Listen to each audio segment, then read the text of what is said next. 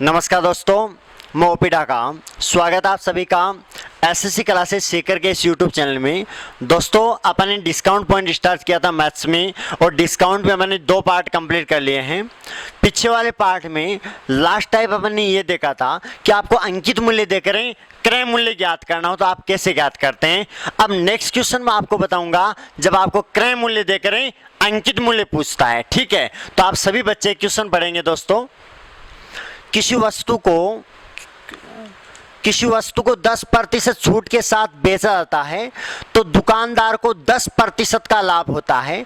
यदि वस्तु का क्रय मूल्य 1800 रुपए है तो बताओ अंकित मूल्य क्या होगा। यानी 10% की छूट दी, 10% का लाभ हुआ, क्रय मूल्य आपको 1800 दिया है, अंकित मूल्य आपको ज्ञात करना है। तो पहले आप ये देखो अंकित मूल्य प्रतिशत में कितना होगा वो देख लो। बोलो विक्रय मूल्य बराबर है, सूत्र क्या होता है, विक्रय मूल्य बराबर है अंकित मूल्य का 100 माइनस छूट और बट्टे में 100।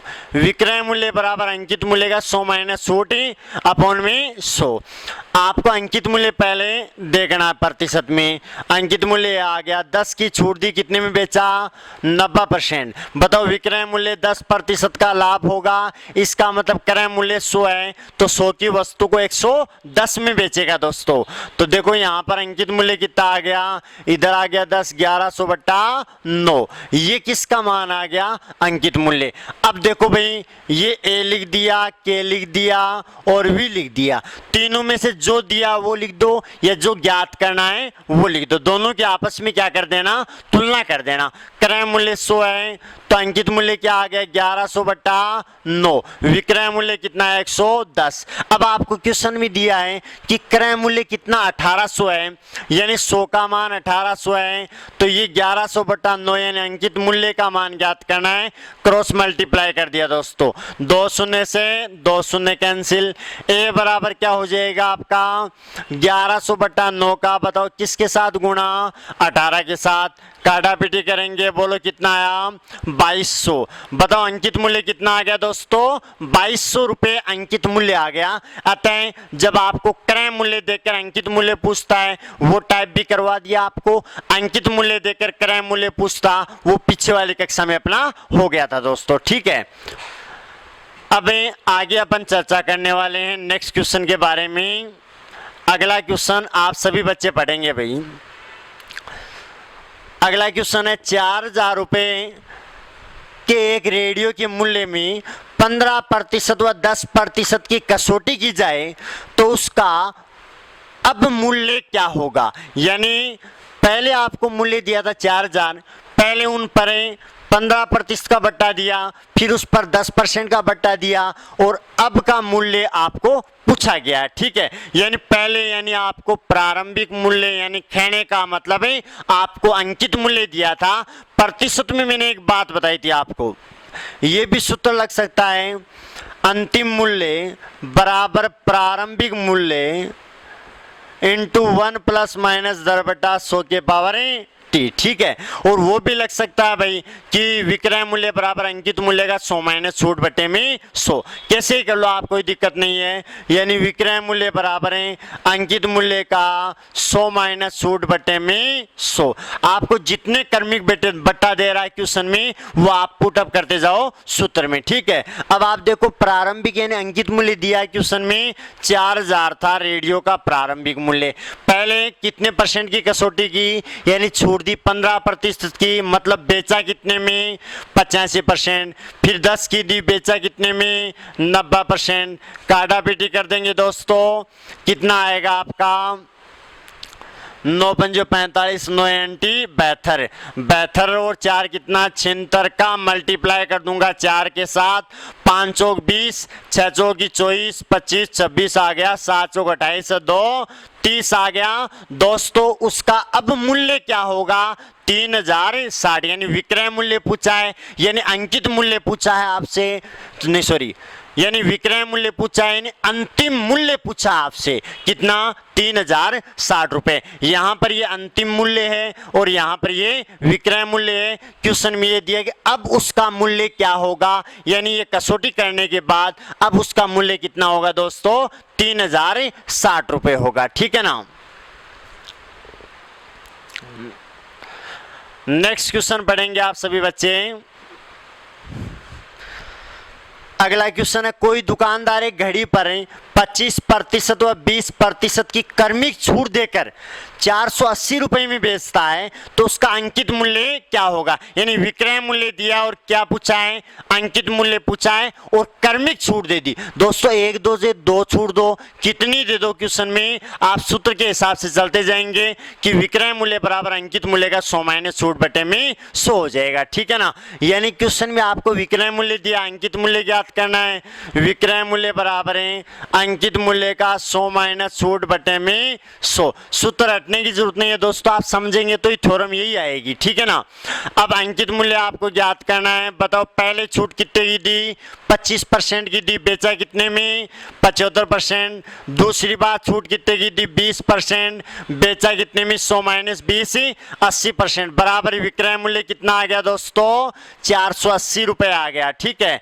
काटा पीटी करेंगे, ये 4 ये 5, 15 5 75 है, 5 3 15। ठीक है। और ये कितना आ गया आपका, 5 3 15 और 20 पंजो 100 और 5 होगी 20। ठीक है।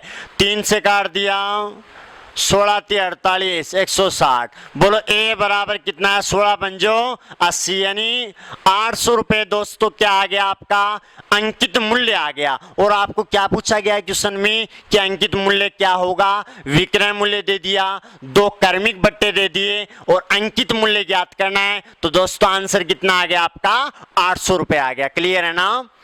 उसके बाद देखो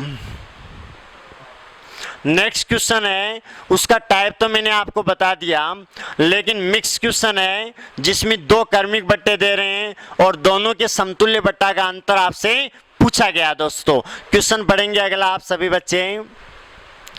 30% व 20% के क्रमिक बट्टे तथा 20%, 20% व 10% के बट्टों में कितना अंतर है। यानी पहले तो आपसे दिया है क्वेश्चन में 30% और 20%, और फिर आपको दिया है 20%, 20% व 10%।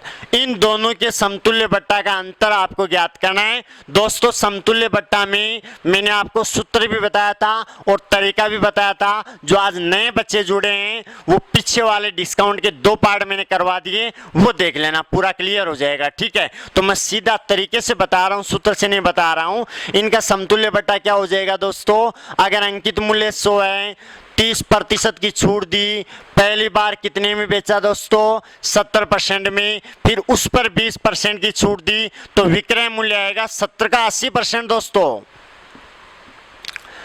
कितना आया, 56। अब बताओ छूट कितने की आई, अंकित मूल्य 100 में से कितना घटा दूं, 56, क्योंकि 100 की वस्तु को लास्ट में वो कितने में बेच रहा है, 56 में बेच रहा है। दोस्तों छूट कितने की आई, 44% की। इस प्रकार इसका भी निकाल लो। बोलो पहले अंकित मूल्य 100 था, छूट दी 20 की, पहली बार बेचा कितने में, 80, फिर 80 पर 20 की छूट, तो 80 का 80% में बेचा दोस्तों, कितने में, 64 में। फिर लास्ट में 10% की और दे रहा है, बेचेगा कितने में, 90% में बेचेगा। कितना आ गया दोस्तों, 9 चौक 36, 9 6 की 54, 54 और 3 कितना आ गया, 57.76। यानी छूट कितनी की आ गई दोस्तों, 100 में से 57.6 घटा दो, सॉरी 57.6 घटाना है। ठीक है।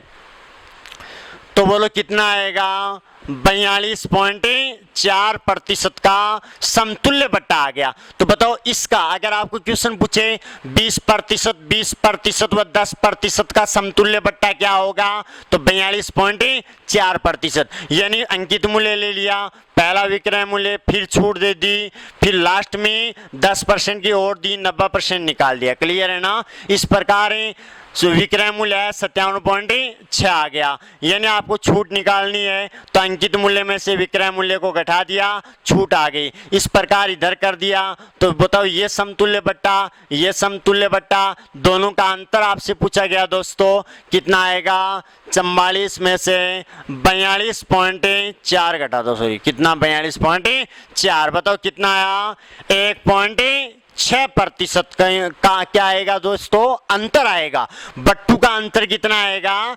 1.6% का आएगा दोस्तों, ठीक है ना। दोनों का अलग अलग निकाल दिया फिर अंतर कर दिया अपन ने, क्लियर है ना।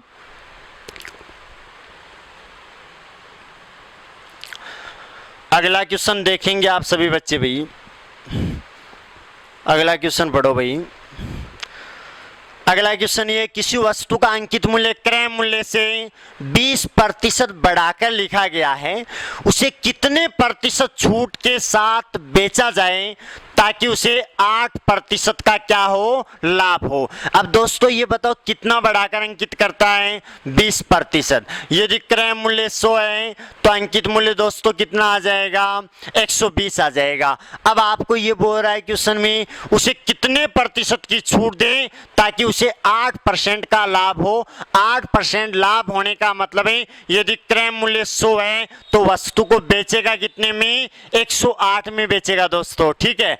तो आप ये देखो विक्रय मूल्य बराबर अंकित मूल्य का 100 माइनस छूट बट्टे में 100, अंकित मूल्य 120 है, छूट कितने की थी अपन को पता नहीं, लेकिन अपन ने ये देख लिया A% में बेचा हो, ठीक है, बराबर विक्रय मूल्य का मतलब 8% का लाभ होगा, यानी 100 की वस्तु को 108 में बेचेगा दोस्तों, ठीक है। ये काटा पीटी कर दी, ये 6 आ गया और ये 5 आ गया, ठीक है। 6 से काट देंगे, 6 को 6, 8 चिको 48, बोलो A बराबर 18 पंजो 90, यानी 90% में वो वस्तु को बेचेगा। तो दोस्तों छूट कितने की आ गई 10% की, दोस्तों छूट कितने की आई 10% की, यानी 90% तो विक्रय मूल्य का मान है, तो छूट यानी 90% में वस्तु को बेचा है तो 10% ऑफ किया है वस्तु पर, क्लियर है ना। इस प्रकार आप ध्यान में रखना, जब आपको छूट पूछे या अंकित मूल्य देकर क्रय मूल्य पूछे या क्रय मूल्य देकर अंकित मूल्य पूछे या कर्मिक बट्टा दे या कर्मिक बट्टा देकर समतुल्य बट्टों का अंतर आपसे पूछे, ठीक है। नेक्स्ट क्वेश्चन पढ़ेंगे आप सभी बच्चे, अगला क्वेश्चन पढ़ेंगे। अगला क्वेश्चन ये है, एक विक्रेता 8 पुस्तक खरीदने पर 2 पुस्तक फ्री में देता है। एक विक्रेता 8 पुस्तक खरीदने पर 2 पुस्तक फ्री में देता है, तो बताओ विक्रेता ने ग्राहक को कितने प्रतिशत की छूट दी। यानी यहां पर वस्तु फ्री में दे रहा है और आपको यह पूछ रहा है कि छूट कितने प्रतिशत की दी है विक्रेता ने ग्राहक को। यानी कहने का मतलब यह है यदि वो फ्री वाली वस्तु नहीं लेता और वो पूरा मूल्य देता तो मूल्य पर वो कितनी छूट करता। यानी अगला वस्तु बेच रहा 8 पुस्तक बेच रहा है, 2 पुस्तक फ्री में दे रहा है, 8 पुस्तक खरीदेगा 2 फ्री में मिलेगी, और आपको पूछा विक्रेता ने ग्राहक को कितने प्रतिशत की छूट दिया, बट्टा दिया। अब आप ये बताओ 8 खरीदेगा तो फ्री में कितने मिलेगी 2, यानी टोटल 10 हो गई। 8 पुस्तकें खरीदेगा तो फ्री में कितनी मिलेगी 2, यानी 8 में से 2 फ्री में नहीं मिलेगी। 8 खरीदेगा 2 फ्री में मिली, यानी कितनी होगी 10। 10 में से वो फ्री में कितनी लेता है 2 लेता, 8 में से नहीं लेता दोस्तों, 10 में से फ्री में 2 लेता है, क्योंकि 8 खरीदेगा 2 फ्री में मिलेगी। कुल पुस्तक कितनी हो गई 10। 10 में से फ्री में कितनी मिली है दोस्तों 2 मिली है, 10 में से 2 फ्री मिली है तो 1 में से कितनी मिल गई 2/10, ठीक है 2/10। आपको निकालना है छूट या बट्टा प्रतिशत, यानी 100 पर निकालना है।